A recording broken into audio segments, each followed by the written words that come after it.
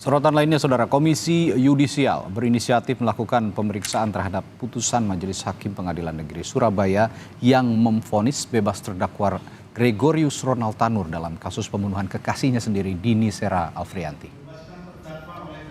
Dalam amar putusannya, Hakim menilai anak anggota DPR Edward Tanur itu tidak terbukti membunuh ataupun menganiaya korban hingga tewas. Padahal jaksa penuntut umum sebelumnya menuntut Ronald dihukum 12 tahun penjara. Komisi Yudisial juga meminta masyarakat dan media bisa ikut melaporkan bukti-bukti pendukung agar kasus vonis bebas Ronald bisa ditindaklanjuti sesuai prosedur. Komisi Yudisial akan membentuk tim investigasi untuk memeriksa dugaan pelanggaran etik atau pedoman perilaku hakim terhadap putusan bebas Ronald Tanur. Namun karena belum ada laporan ke Komisi Yudisial, sedangkan putusan ini menimbulkan perhatian publik, maka Komisi Yudisial mengambil inisiatif. Walaupun KY tidak bisa menilai suatu putusan, tetapi sangat memungkinkan bagi Komisi Yudisial untuk menurunkan tim investigasi serta mendalami putusan tersebut guna melihat apakah ada dugaan pelanggaran kode etik dan pedoman perilaku hakim.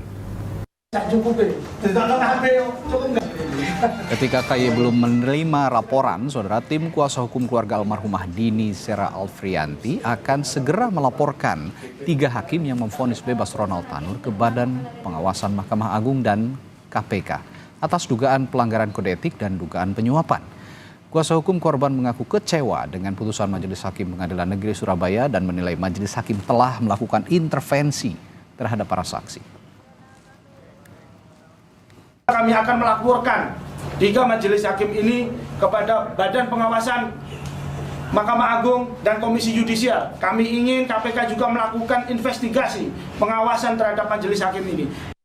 Bukan dewa, tapi itu adalah dewa gitu.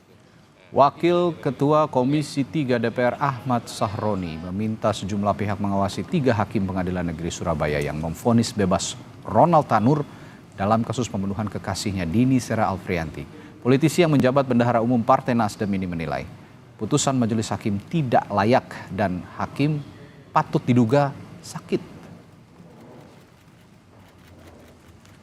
Ini hakimnya sakit. Mungkin dia nggak punya seorang anak perempuan yang bisa merasakan bagaimana perempuan ini diberlakukan tidak selayaknya.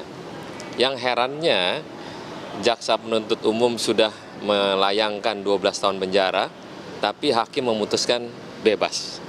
Nah, ini yang gue bilang kemarin, bahwa ini hakim sakit. Dan para pihak harus mengawasi ini dengan seksama, ada apakah gerangan sampai akhirnya divonis bebas. Membebaskan terdakwa oleh karena itu dari seluruh dakwaan penuntut umum. Sebentar, gimana Mas mau karaoke lagi? Yang penting Tuhan yang buktikan yang benar.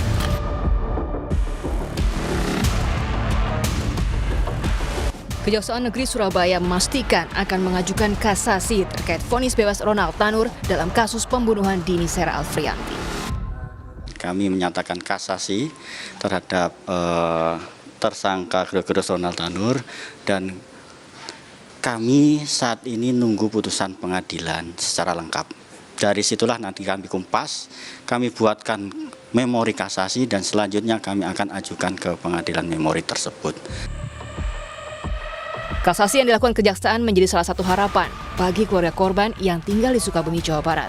Keluarga korban mengaku kecewa dan berharap Ronald Tanur tetap dihukum setimpal dengan perbuatannya. Tahu-tahu udah dapat kabar udah mau bebas, udah bebas malahan. Kami sekeluarga sangat sedih, sangat kecewa dengan keputusan Pak Hakim sama Pak Jaksa. Iya, kami kaget dengar kabar kemarin.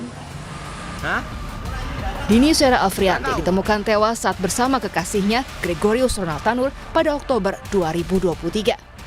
Kalau selama ini pihak keluarga kedua itu pelaku pernah kesini nggak? Enggak, belum ada kata maaf, belum ada apa-apa gitu. Duka mendalam keluarga Dini hingga kini belum reda. Ditambah lagi, pelaku Ronald bakal bebas dari hukuman. Padahal, jaksa penuntut umum menuntut anak mantan anggota DPR itu dengan hukuman 12 tahun penjara. Tim Liputan Kompas TV.